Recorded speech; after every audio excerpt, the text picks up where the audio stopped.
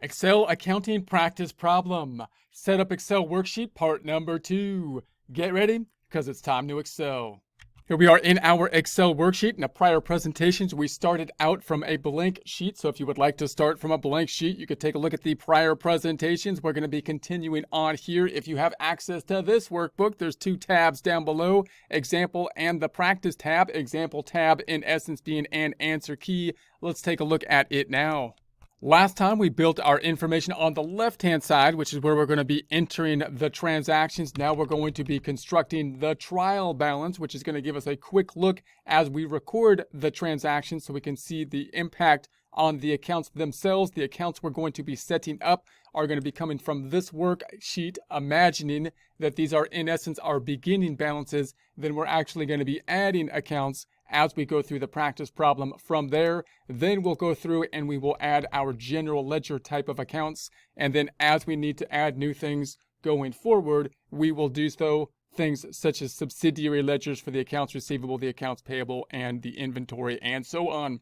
So let's go back to the practice tab. We're going to be now working over here. I'm going to make the column E a little bit shorter so we can have it side by side. I'm going to grab this middle item between E and F and just make it a little bit smaller there. We're going to be then saying this is going to be our trial balance. So I'm going to have the accounts. Now note that I'm going to pull this one a little bit to the right now between F and G.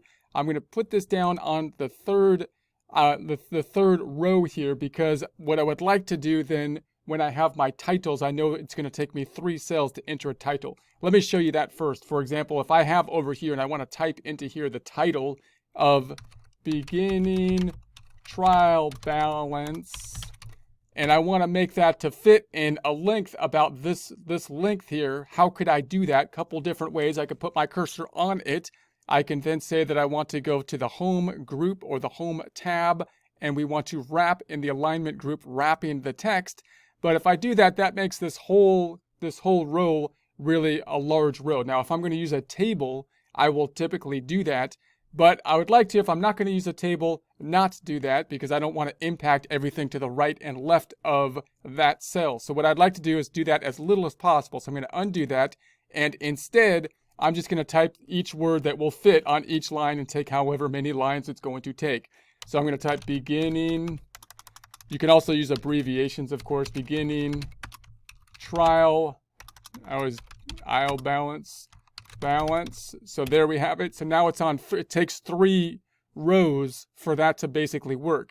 But and it looks kind of ugly like that. But if I put my header formatting on it and I center it, then it cleans it up a bit. So if I go to the home tab and I go to the font group and say I want to make this black and then white, and then I want to alignment and center it, there it looks pretty good. Now, if you're using a table, then you can't do that so much because the header row in the table or the header column needs to be in one cell typically. But we're not doing an actual table, meaning I'm not going to go to the insert tab and insert a table or a pivot table. I'm just building basically a worksheet. And with a worksheet, I think this format looks better. So I'm going to go back to the first tab then. And so then I'm going to put my header down here because I'm only going to need 1 row for this one, which is just going to be called accounts.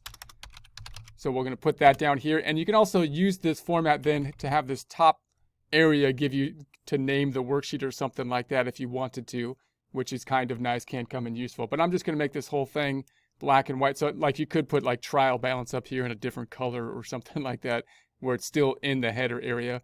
I'm going to select these and go to the font group and make it black and white here. And then I'm going to say these are going to be my entries. And then I'm going to have the ending trial balance.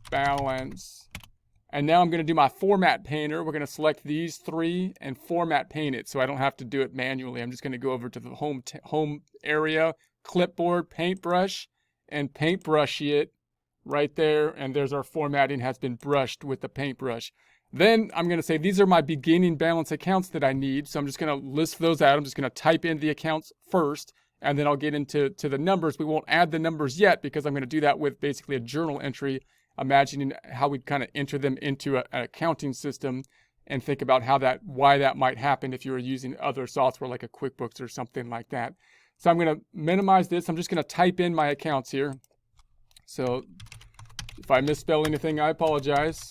accounts receivable, and then inventory, and then furniture and equipment. That's funny. I usually say furniture and fixture, but because it sounds good. But whatever. Accumulated depreciation, accounts payable, Visa, loan payable, equity. Now note, when you're entering data into the account, you might hit an account and you're saying, I don't like calling that Visa. I want to call it like a credit card payable or something like that. Then, you might want to make those changes like later, but usually if you're trying to mirror something like another set of books, what you want to do is first put the books in exactly as they show in the data you're working with. And then if you want to adjust them out of that account, you can do so, especially if you're working with someone else's books and you're trying to make a trial balance so that you can then put it into a tax return or something like that. You're usually better off to first start off with exactly what you're given and then make adjustments if you want to adjust from one account to the other, because you're going to have to go back and communicate to a client if you're dealing with a client and say why you did what you did. And if you just make changes as you enter the data, because that's how you want to put it into the tax return or something like that, you're not going to be able to do that because you made changes that aren't transparent. There's no audit trail to it. So in any case, I'm just going to type those in the way the data is given to me here. I'm going to say, let's spell check it. Did I spell it okay? Spell check says I'm okay. If spell check says it's okay, then it must be okay. And then I'm just going to put zeros on the beginning balances. So I'm starting at 0. So I'm not in this worksheet just going to enter the beginning balances, because we're going to imagine kind of like we were in accounting software and we had to actually enter the beginning balances, in that format, and think about the other needs as we enter the data. For example, accounts receivable is going to need a subsidiary ledger, which is going to break it out by customer, the inventory needing a subsidiary ledger breaking out by what inventory we have, and the payable is going to need a subsidiary ledger by vendor. So I'm going to enter these big beginning transactions as we might do it if we were to construct it in accounting software, and try to see why that would be needed, why you would need to do that. Okay, and so then we're gonna format these cells. I'm gonna try to make this fancy as we did over here, the fancy green and green for the assets. This is something you might not, of course, do if you're working on your own, but some colors is nice, and I think when we're practicing on it, it's nice to have the colors. So I'm just gonna select these items up top. I'm gonna go to the font group, and I think I made this like the dark green, so dark green, and then the font then needs to be a bright color. So I'm going to hit the drop down and make that light green. Looks amazing. I'm amazed. It's full of wonder. It's full of wonder. I call it wonderful. So then we're going to select these ones. I think I make these ones. These are the liabilities. Font group. Drop down. Let's make that the dark orange. Or was it this one that I used? Not this one. And then we're going to say drop down. And then we want the bright. Well, wait, not that, this one, on the font. There we go. There we go. You might say, where's the borders? We'll add the borders in a second. But then we're going to go to the equity. The equity, we're going to say that one's going to be blue, font group, the bucket. And then I think I made this one like this blue, was it? I think last time I made it this blue, that blue, kind of like the other one, but we'll keep it there. And then I'm going to make this one, this light blue. Looks wonderful. The wonderfulness. And then let's select these items. Then we'll put a border around it. Now you could go to the font group and select all borders and make the black border, which looks pretty good. I mean, that's fine. But it can be a little bit more fancy if you put a white border around it, since we have these dark colors. So that can be more fancifying, more fanciful. So if we go to the font group up top, we're going to go to the borders drop down. I'm going to scroll all the way down to the more borders. More borders. There's not enough in there. We need more. And then I'm going to hit the color, which is going to be white. I'm going to make it white. And then I'm going to outline the outer outline and the middle outline, which is outlined in this box below. But you can't see it because it's white. So they're all white. So then I'm going to say, okay. And then it puts that white border, which might give it a little bit more definition. So the black was fine too, but depends on your preference there. The black would be easier. And then I'm also going to say that at the ending balance, this is going to be equal to the sum of these two. and then I'll copy that down. I'm just going to copy that formula down. So we're going to have our beginning numbers here, which are going to start out at 0. We're then going to enter our data here to get to the ending balance. At the beginning, when we do our beginning balances, these two are going to be the same because our beginning point is 0. But when we start to enter data into our practice problem for the actual data in the current period, we may then move over the ending balances to the beginning balances. So this worksheet will give us that look right at what is happening, with the transactions, so we can enter the transactions and see what's happening to the accounts. And then we can go to the added detail, which will be on the general ledger on the right-hand side. So that's kind of where we're going with this. So then let's highlight this one here, and I'm going to format paint it over to this column on the right. Home tab, clipboard, paintbrushy it, and then we're going to put that right here. Boom. And then down below, let's say this is going to be the total debits and credits. Now the debits and credits over here, we're going to be representing in the traditional debit and credit column. Over here, we're going to be squishing the debits and credits together, representing debits with positive numbers, credits with negative numbers. And that will make the formulas that we're going to be using simplified within Excel. We can use simple sum functions for like this item, simple sum function,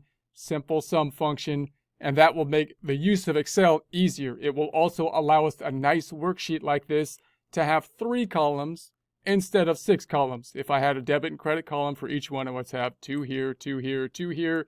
Tedious, formulas, ugly, mess. This is I think this is honestly the most efficient way to do it if you're doing it with Excel, which is really nice to do in Excel because it's a transparent way to see this information.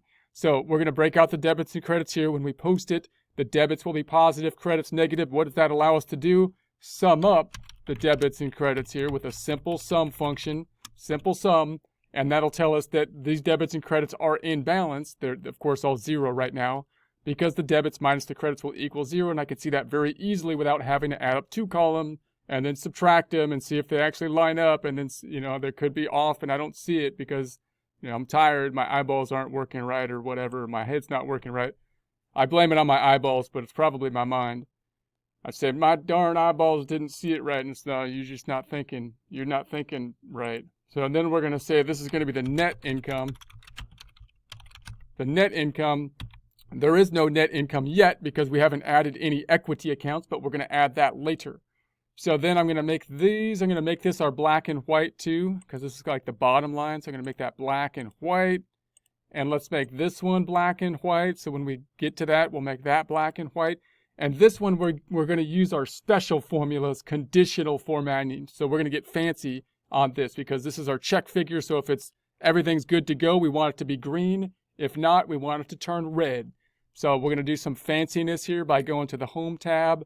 Styles, we're going to go to the conditional formatting, highlight rules, and we're going to say if it's greater than, let's say if it's greater than 1, and the reason I'm not going to put 0 is because there might be kind of rounding, so if there's like pennies, if it's off by pennies, I'm not too concerned.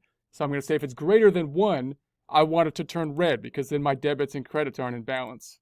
So if this was like 2, it turns red. And then I'm gonna say that I also want it to turn red. If I go to the conditional formatting style, I also want you to turn red if it's less than -1. So I'm gonna say -1, make it turn red again, because that's not good either. That means my debits and credits don't. That means there's more credits than negative. So -2. There it turns red. And then the last conditional formatting, we'll select these items. Did I do that for the whole thing? No, I didn't do that. Well, I'll take this cell and format paint it over here. So there we have that. So now that's good. So now we'll take these 3 cells. And lastly, conditional format. If it's between -1 and 1, that's when I want it to be green, because that's where we're in the good area. We're in the safe area. The world is good. The world is good. So then we'll make that like that. So there we go. So now we got, if I get -2 turns red, it turns red. This one does too, -2. And then if I say +2, everything turns red. Everything turns red. But then if it's in balance, we're green, and the world is fine. The world is okay. It's okay. It's okay. Okay, so there we go. So now next time we're gonna start to build our general ledger on the right hand side to support these accounts.